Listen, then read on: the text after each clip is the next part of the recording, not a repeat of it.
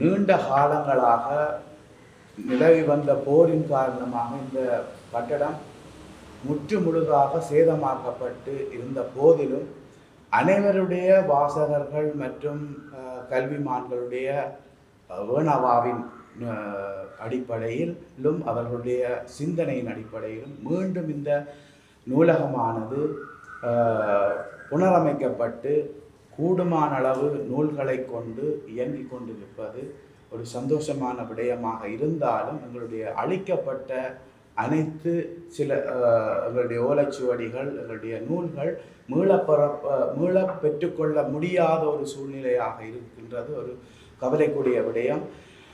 இந்த நூலகத்தை எரித்து அழித்து தமிழர்களுடைய பாரம்பரியத்தை அவர்களுடைய கல்வி சொத்தை அழித்து ஒழிக்கலாம் என்று நினைத்த அந்த சமூக விசமிகளுக்கு இன்று அவர்களும் இவ்வாறு ஒரு செயலை செய்ததற்காக வெட்கி தலைகுனிகின்ற அளவுக்கு எங்களுடைய இந்த அழிவின் நிகழ்வு உணர்த்தி கொண்டிருக்கின்றது. இந்த அழிவில் இருந்து நாங்கள் ஓரளவேனும் இந்த நூலகத்தை மீட்டெடுத்திருக்கின்றோம். தொடர்ச்சியாக எங்களுடைய ஆணையாளர் சொன்னது போல் எங்களுடைய கிடைக்கப்பெறாத சில இதுகளை எங்களுடைய தேடல்கள் மூலம் நாங்கள் கூடுமான அளவு நாங்கள் பெற்றுக்கொண்டு இந்த நூலகத்துக்கு கொண்டு வந்து சேர்க்க வேண்டும்.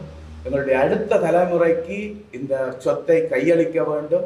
அதன் வழியாக கல்வி சமூகம் யாழ் மண் ஆணையாளர் சொன்னது போல வடமாகாணம் மற்றும் உலகத்திலே வாழுகின்ற அனைவரும் இந்த நூலகத்தினூடாக பலன் பெற வேண்டும்.